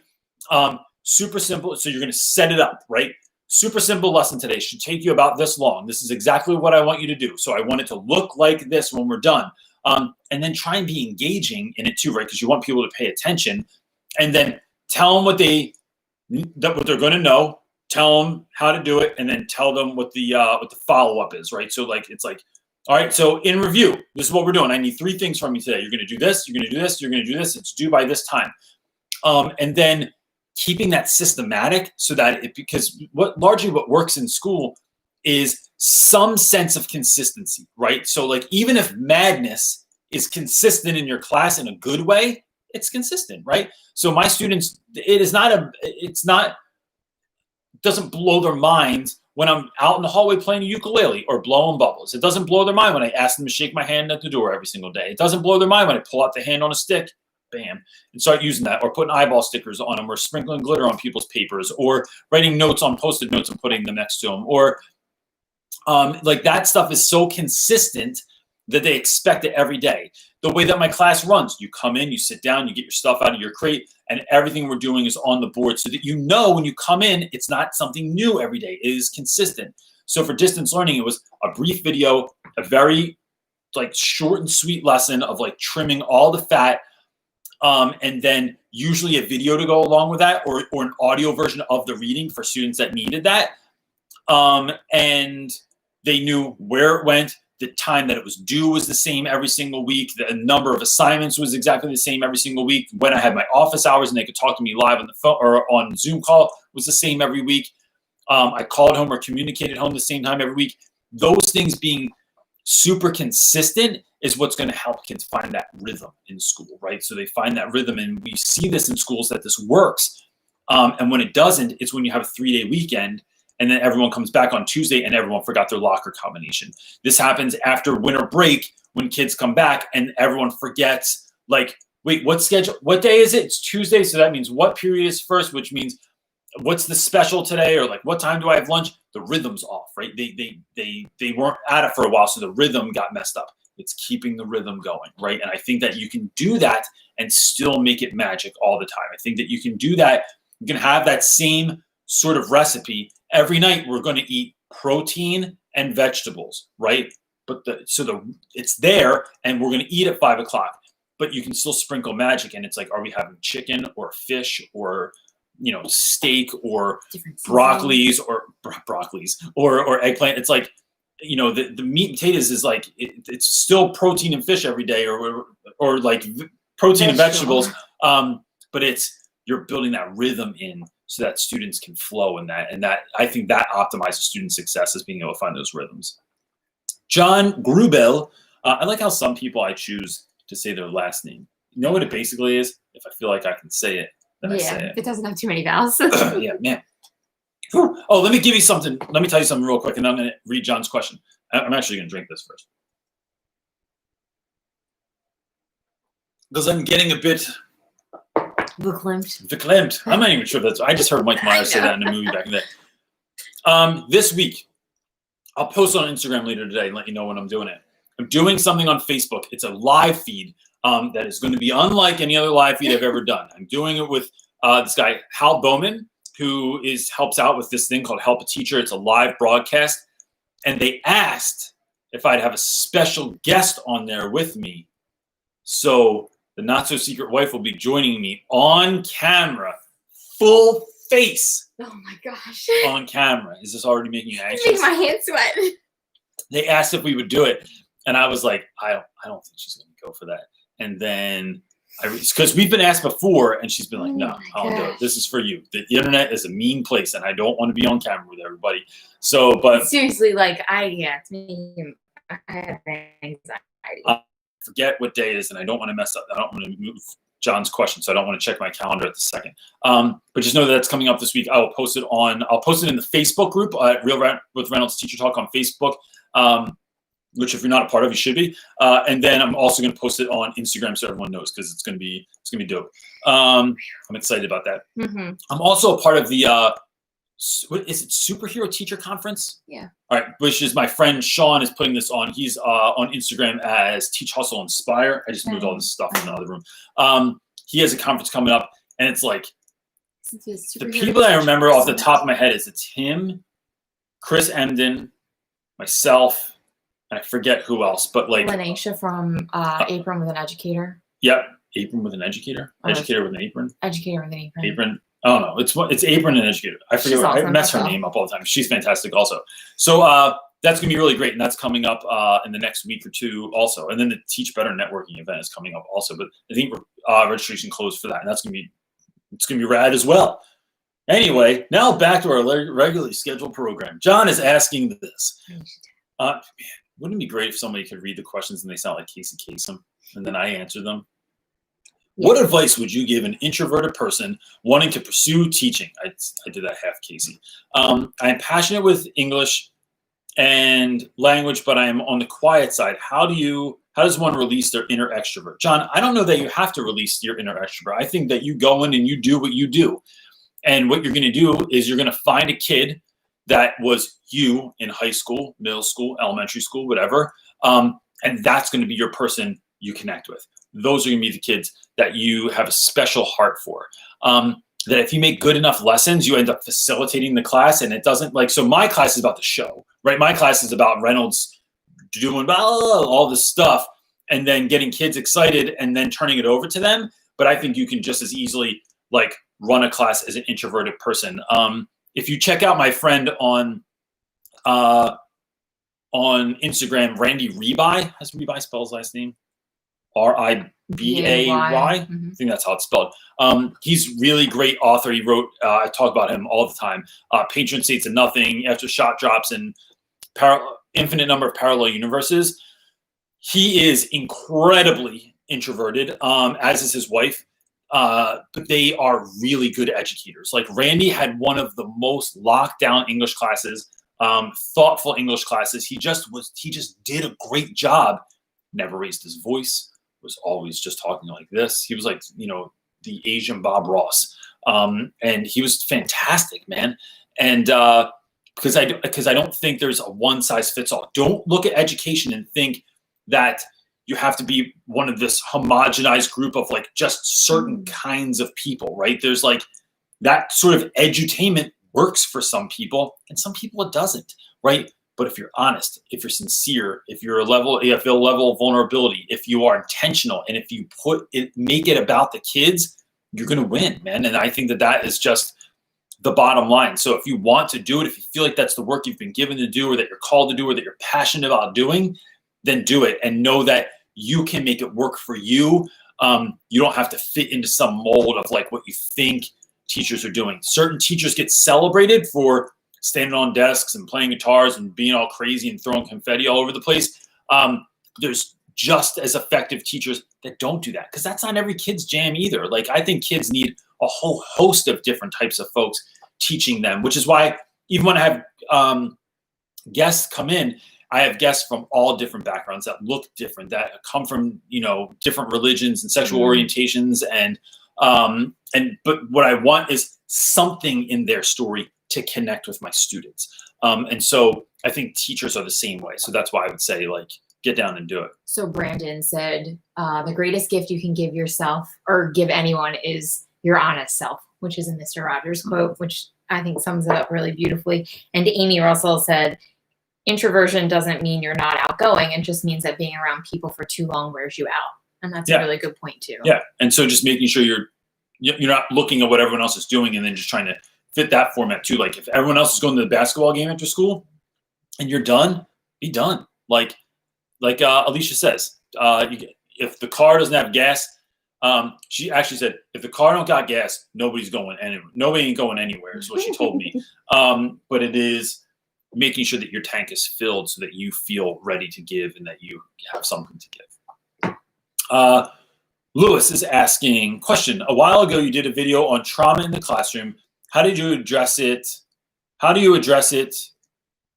Am I reading this wrong? How do you address it to this day? Oh, okay. Same sort of way. I think that, look, I think all teachers should be speaking to trauma in the classroom. I think especially coming back from being quarantined and being out of school since March, if we are not addressing this as a nation of educators or a world of educators, we are doing our students a wild disservice. Because I think kids, I really think about going ahead. I have a friend, Kat Bursky, who's in mental health services, and she said that she thinks that like folks are going to actually have PTSD from this. So we've been putting out so much hand sanitizer and washing our hands so much and going out places with masks on and not touching people and doing no handshakes and no hugs and not going into people's houses, not having people into our houses, that we get back to that kind of regular life or what was regular before. It's going to be met with some like you're almost not sure, right? Like you're not sure, like, do I shake your hand? Should I give you a hug? Do I think all this is going to have huge long-term someone comes over your house and they sneeze, it's going to be like, bro, what do you do? You know what? Call it a night. You just sneezed in my house. You got to go. You're sick. You think that too? Yeah. Well, my mom was even saying today. So my mom lives with my younger sister, still lives at home with my mom. And my youngest sister actually contracted corona. And so she's quarantining in her room. My mom tested negative, but she's like really alone because she's still quarantining, but she's the rest of the house, but she has no one to interact with. And she's really lonely. Like she was just saying this morning, like her emotional state is like all over the place. And I was just saying, that's really common for all of us. Like the other morning I woke up and I was like, just cried because I was like, I'm so tired of doing like circles in my house. I feel like all I do is laps. And if you're not going anywhere or going out and meeting with people, the effects of all of this for adults and kids and even the littlest ones, like our preschool and, kinders and first and second and third, like they really need social. We're all social beings. So I just think it's even if you're introverted, you have to get together with your other introverted friends. Yeah, at some point, everybody needs people. Hold on, I'm in the middle of a question that I'll address whatever you got going on. Cool. I don't even know where I am. So I would say this. The problem here is that schools often do not train their educators to help students with trauma, right? So I'm going to make it real simple for you. I think that largely what we can do and what I spoke about in that video and I've spoken about in any number of videos is you show up not wishing for it or like I think you can sort of expect it, but I don't want to sort of like, I think sometimes when we expect things, we find them because we're looking for them. So like a lot of times, if you think a class is going to suck, you're just like, this class sucks every day. When you go in with that mentality, then of course you're going to find the things that suck, right? But if you go in hopeful, I really just think you find those things that you're hopeful for. So when in doing that, it is showing up for kids. It is expecting that some of those things might really be there. And then it is also just giving kids space to talk about it, to unpack it, to share what they're thinking and feeling, what they're going through, what their family has gone through, and then letting them know that you are there for them in any way that they might need. And if you don't have what it takes, you'll connect with a community member, you'll connect with social services, you'll connect with the school therapist, you'll make sure that, what you are is like customer service, right? When you go to customer service at any store, they don't do all the things for you. They can't they can't, do your carpet order for you or do your cabinet order for you. They won't be able to cut your pork chops, but they can call someone, they can set it up, they can get the person to come up, they can connect you with the people that are going to be able to do the thing that you need for you. And so I want my students to always know that I'm sort of customer service. You have a problem with your locker. You don't have anyone to eat with at lunch. You don't know how to get home. You lost your trans pass. You don't know what to do about this class. You don't have a number 2 pencil. Bro, come see me. Come see me about anything, and I will help you out. And if I don't know the answer, I'll find someone that does, and we'll make sure that you get what you need. And so that's my thought in terms of like dealing with kids that are dealing with trauma. I do not have all the answers. I barely have any of them sometimes. But it's showing up with a willingness and with an intentionality that you're there to help kids no matter what. And that draws kids in. That makes kids show up. That makes kids after they graduate. That makes kids after they graduate come visit you at the school just so they can be in your space because they want to be in that energy that you're putting off in your classroom, because it reminds them of like that someone cares. And that is, I think, the greatest gift that we can give to our students. What you got there, buddy? I'm looking. Someone did say, is Cho a part of the teachers that are leaving? Cho is no longer a part of my And school. how is she? Because they missed Mrs. Cho. I can't find their let me question, talk about but this. Cho and my friend Yonkers are no longer a part of my school. Yonkers took a new job, and Cho got into the doctorate. She's going to be in the doctoral program at Harvard University. But since Harvard's going online, she's going to be living in California with her mother while she's doing that. I have rarely taught with someone that it literally breaks my heart to know that they're leaving. Like the idea of going back next year, it's like, you know what it's like? It's like when I used to watch Dukes of Hazzard back in the day. And I don't want to talk too much about Dukes of Hazzard because they had that weird car with the Confederate flag on the top. And that's, a different point. But I just remember at one point, they didn't bring back the actors from Dukes of Hazzard. This is before we had the internet. So we didn't know, like 7-year-old me didn't know that Bo and Luke Duke weren't coming back. But what they did was they brought in these 2 newer, I guess, handsomer, guys that they could pay less money or whatever. And it was Bo and Luke Duke's cousins. Like they just happened to have 2 cousins that basically looked like them, dressed exactly the same. And they kept all the side characters on the show. And then, but like, I don't want to go back and have Bo and Luke Duke's cousins. That's what I'm doing. Right now, I'm comparing Cho and Yonk to Bo and Luke Duke from the Duke Boys. Or Dukes of Hazzard. Like, it is when it feels like, and I'm not a Journey fan, but it's kind of like, that new guy that they have that's like 20 years old and that they found in the Philippines on YouTube that heads up Journey. Sure, people go to that show and they still love it, right? But it's like what they really want is Stephen Perry. I just want Stephen Perry. And I'm not even a Journey fan, but I still would rather have Stephen Perry because that's what your jam is. That's your connection piece, man. That's like, he was there with you on your wedding night, Stephen Perry. Amy Russell said, I think their names are Chad and Brad. Say, Amy Russell, damn it. You just brought so much value to this group because someone said Corey and Vance. Mr. James P. I don't know if that was in reference. He would know also, I feel like. But it's just like, that's the feeling that it has. And it like literally makes me sad. So I just like, I think about it for a little bit. I feel sad about it. And then I just have to turn it off and be like, all right, we're not going down that road because I don't want to get depressed that my friends aren't coming back next year.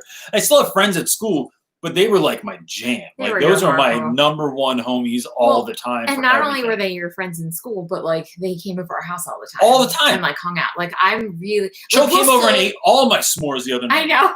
Like all my s'mores. And so did Fines. Fines ate all. Fines. The wife brings out a platter, graham crackers stacked up, all different kinds of chocolate and stuff, marshmallow mounds. My man just had the plate next to him. So I didn't eat any of them. It was like kids don't do. It was like someone brought out the turkey and Fines just put the turkey on his plate. Yo, that's what it was there for. Good for him. I'm glad he ate it all. And Cho, but we're gonna miss Cho a ton. Yeah. So she's doing well. They're both doing well. They're both excited about what they have coming. It's all good stuff. Yeah. Maybe I get a new best friend this year. Who knows? Who knows who shows up?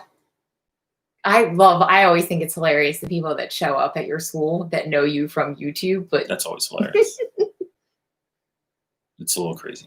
All right. Anyway, Janice is asking, I'm teaching middle school for the first time. Oh, damn, it jumped again. See, yeah, mine just did that too. I'm teaching middle school for the first time ELA. Any tips? Janice, I would say 2 things.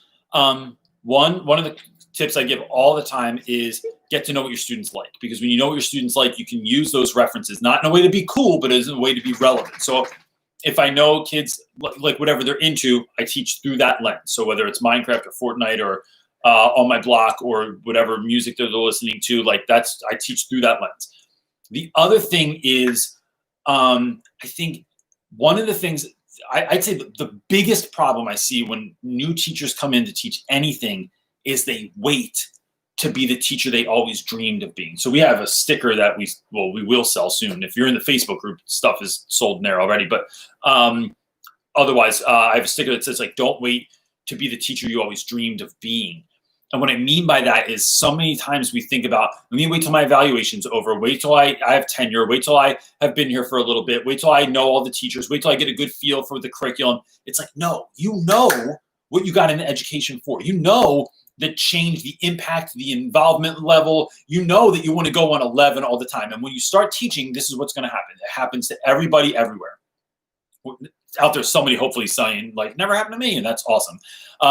You start showing up at school and you're on fire. You're getting there early and you're staying late every single night. You're spending your whole weekend going to the dollar store and making projects and cutting things out and getting stuff ready for class. And you're so thrilled about it. That's all you want to do. It's kind of like, so what's going to happen is someone's going to go, you're going to burn yourself out. You like, enjoy it now. Yep. I remember when I was like that. I remember back when I started 30 years ago. And I loved it, and now I hate it. That's such crap, and it annoys me. It's the same way that, like, when I was younger, two things that come to mind. One, if I had a song that I liked, people would say, why are you listening to that song so much? You're going to end up not liking it. And so I would space it out, right? Like, as if I had to, like, savor the song, like as if it wasn't on the same cassette or CD and I couldn't listen to it 5,000 times. Now, when I like a song, like when I was writing my book, there's this really great song that I love by not Talking Heads, Moving in Stereo by the Cars, right? Almost my entire thing was written to that and a song by TV on the radio over and over and over and over again because it put me in the mode. And I love those songs and I'll listen to it for 5 hours straight and do work and it makes me happy. Right. So someone else saying like, you're going to get tired of that. Or the same people that said like, when I got married, that were like, yeah, Will, your 1 year anniversary. Oh, you're in the honeymoon phase right now. Right. No, man. Like I've been at this for 25 years. We've been doing this stuff and we have the best relationship.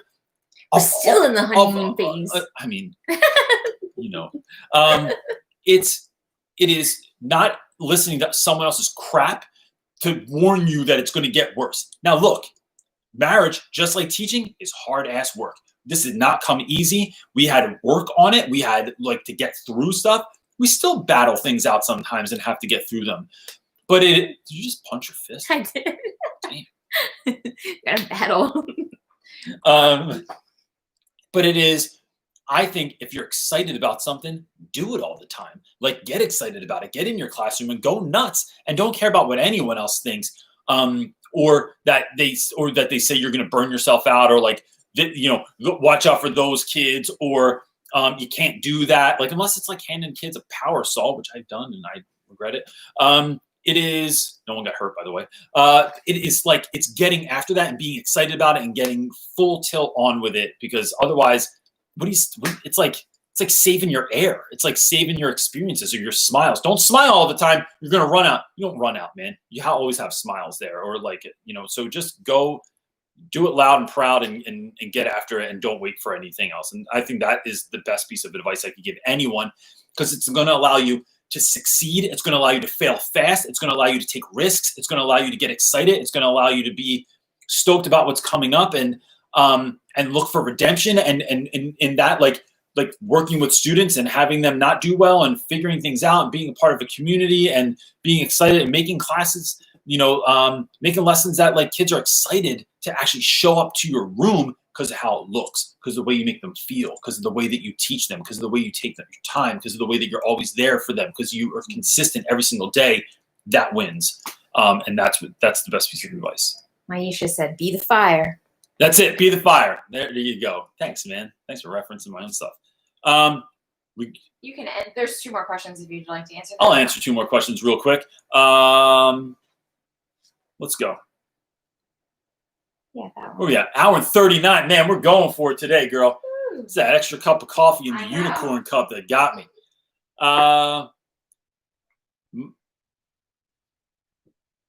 M-A-J-A. Either Maja or Maya? I'm not sure. I apologize. I hope that one of those versions was correct. Anyway, I want to become an English teacher. However, I am struggling with doubts whether my English skills are good enough, as I would be teaching English as a foreign language. Do you have any advice for me? Look, let me put it this way. If you could pull up that other question, just watch it jumping again. If you want to do anything, like, you can do it, right? It's like, just what it is being pot committed that you're going to do the thing, that you're going to get after it, right? And then, but sitting back and thinking first, right? So one of my favorite entrepreneurs, Seth Godin, talks about the dip, right? That's like when you're stoked in the beginning, but going along, there's always something, like, so even if your trajectory is like this, like in the beginning, and you're learning and growing and changing in the best way possible, there's always a dip, right? And the dip is when, beginning of January, everyone's stoked, and I can't stand Planet Fitness because there's 90,000 people in there, and you got to wait for a treadmill. It's like the one, it's one of my first world problems I got to deal with.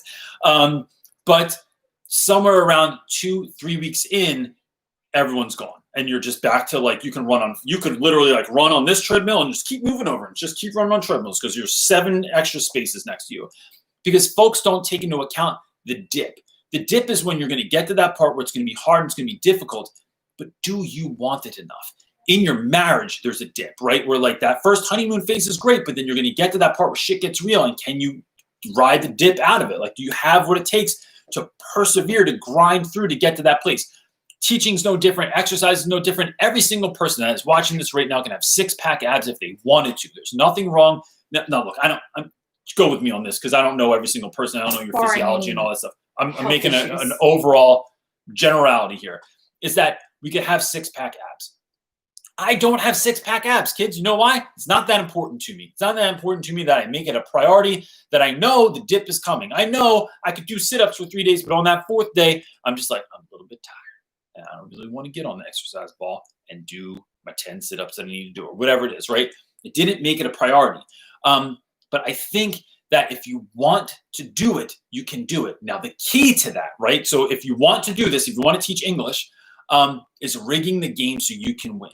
It is making it so you have these bite-sized things that you're doing every single day. So you literally set the bar so low that it is almost impossible to fail, right? So, like, if you wanted to learn Spanish, 10 minutes, anybody can learn Spanish for 10 minutes a day. I mean, swear, like, you look at one word, right? Like, learn one word, try to learn one word a day. Anybody can do that. And over time, you build momentum, and then you're doing more and more and more and more. Last year when I ran 403 days in a row, but I did it because I only set the goal at a mile a day, right? That's all I had to do. Oftentimes I did much more than a mile a day. Sometimes I only did a mile a day because I was in an airport and I had to run back and forth in the terminal until I reached a mile. But you rate the game so low, or the goal so low, that you can win. Want to start meditating? Can you meditate for 60 seconds a day? Yep, then go do it. And then if you feel like you're in it and you want to go for 2 minutes or 30 minutes, then do it. But, like, at least you did it. Did I meditate every day? Yep, because I don't have to do 60 seconds a day. So I think that you can absolutely do it. And the fact that you are maybe feeling like you're not good enough right now, the question is, can you be good enough if you gave it your all? Or can you find someone else that did it? And if they did it, there's no reason that you can't do it either, right? Like, too many times in the world, I think that we look at, like, there's the greatest and be like, yeah, like, Michael Jordan did it, but, like, he's Michael Jordan, man. Or like Kevin Hart did it, or The Rock did it, or whoever else you want to put up on a pedestal. But, like, there's all kinds of, like, seemingly average people doing extraordinary things that you didn't know anything about. And if they can do it, you can do it also. Last one. Last one.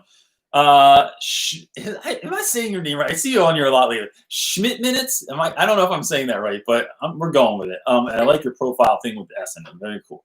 I am starting at a new middle school this year, and I am the new choral director. How do we start building relationships, building positive culture?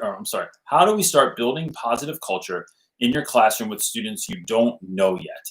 Don't know you yet. All right, here's final answer for the day, right? People that know me have heard this answer 100 times before, but we're going to end on this and we're going to do it with fire. Because I think that when you don't know someone, the thing that's going to sell them is your confidence and your intentionality. If you go into a class scared, you're going to get eaten up.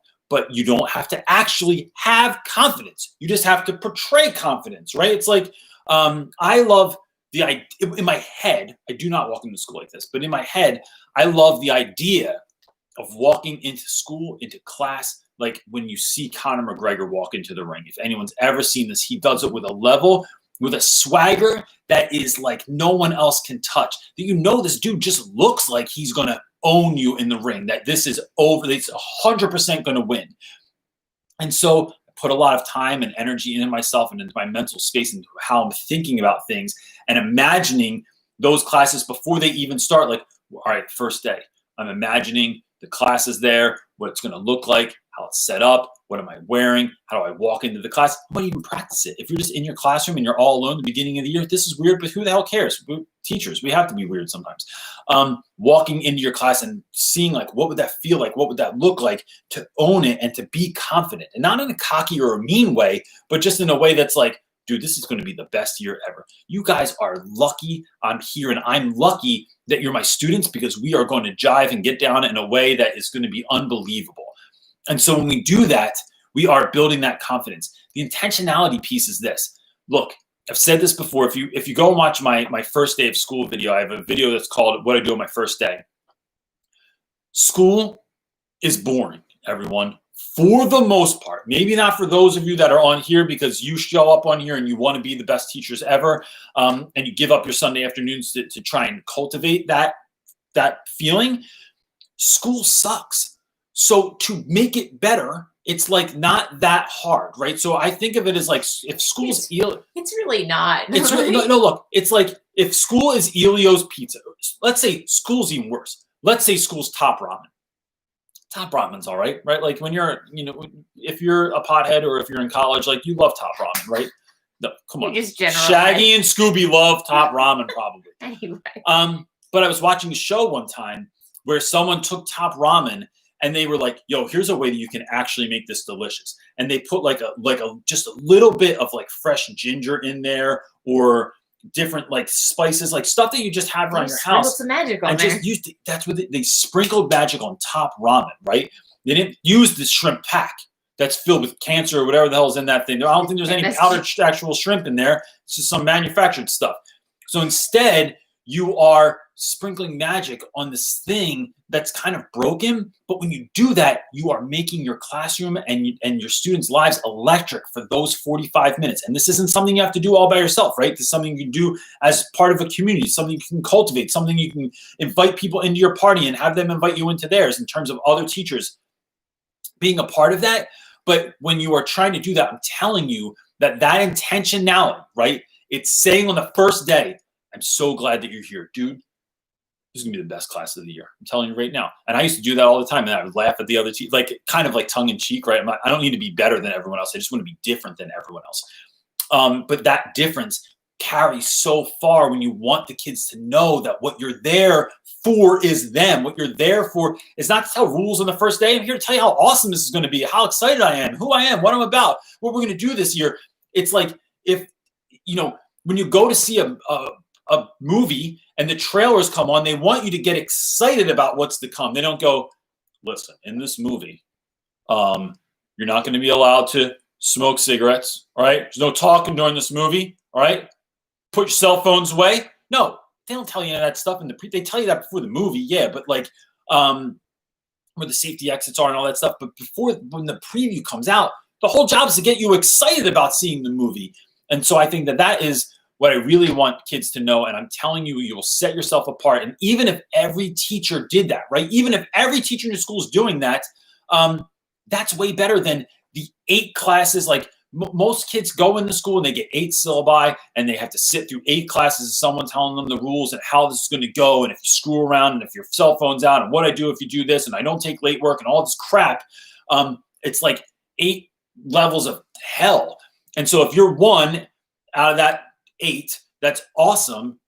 Great. But if you can be a part of a school, if you can cultivate a community that 8 out of 8 people are rocking that, and they're all excited, it just goes well for everyone. So start that community now and do that thing and get excited, because that excitement is gonna spread to the kids also. Now look, last thing, the kids won't always let you know this. You cannot look at their faces and think that they don't like you or whatever. Because sometimes the kids that have the hardest face are the kids that are loving this the most. They're just not going to tell you about it, or they're not sure if you're really going to be about it. They think that you're gonna at some point give up, stop doing it, that you're not going to give your all when you show up, that you're going to wear out, that this is like, this is essentially you coming in at the beginning of January going, all right, I'm going to run every day. I got my new sweat wicking jacket on and I have my new running pants and special socks and I bought the shoes and I have the headband and I have the little fanny pack to hold my phone in and I got the app and I got the watch and I got, the new headphones. But where are you on February 1st? Where are you end of February? Where are you when it's hailing and raining and snowing and it outside looks like, the apocalypse? Where are you then? Are you still riding with us then? Because I think that's what kids want. They want someone that's going to ride with them all the way to the end. And that's them in the beginning. That's going to be awesome. Like, that's one thing. Make your declaration, but then you got to stand there, even when you get your ass handed to you some days, and just keep showing up, keep doing the work, keep giving, keep loving the kids. And I think that's that intentionality.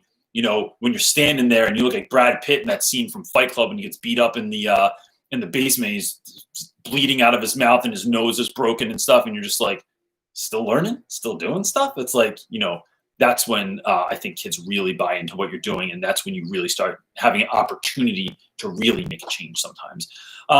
That's it for this week, everybody. We're an hour and 50, almost 2 hours. Damn, Jake, you got some rendering to do on this one. Look, if you missed it, my wife is going to be on a live feed with me this week on the Help a Teacher podcast. It's a live feed that happens on Facebook. My boy Hal Bowman is going to be leading that up. I'm going to post it. I'll post it in the Facebook group, which is our Facebook group, Real Rap With Reynolds Teacher Talk. If you're not a part of that, you should be. And then I'll post it on Instagram so everyone knows what it is. And then I'm also doing a conference I think is going to be really great. My friend Sean Woodley, who does Teach, Hustle, Inspire on Instagram, is doing something called the Superhero Teacher Summit. It's myself, Sean, and Chris Emden, and a bunch of other fantastic people are all a part of it. So if you want to be a part of that, you can sign up for that on. If you just go to my Instagram, you'll see the post, and you can sign up through there. It's gonna be awesome. Like, I don't do conferences that I don't think that I don't want people to be a part of. So if I'm doing it, that I think it's good stuff and that I think you should be a part of it. And ask your school for that money, man, because it costs money to get in. It's not real expensive because it's virtual. But schools have PD money. Hit up your professional development people. There it is, Teach, Hustle, Inspire. And if you haven't, the book's out there. If you don't know about it, Teach Your Class Off. Real Rap Guide to Teaching has nothing to do with rap. Has everything to do with having the greatest school year ever. And for those of you that have written reviews on Amazon, I really, really appreciate it. They're extremely humbling to read. So thank you so much for those of you that have gone on the Amazon and left reviews. No one's left a review on Barnes & Noble, but I don't think anyone uses Barnes & Noble. I don't think one person has bought it from Barnes & It Noble. would be fun. Can one person go on Barnes & Noble and leave a review? Because it would just be funny.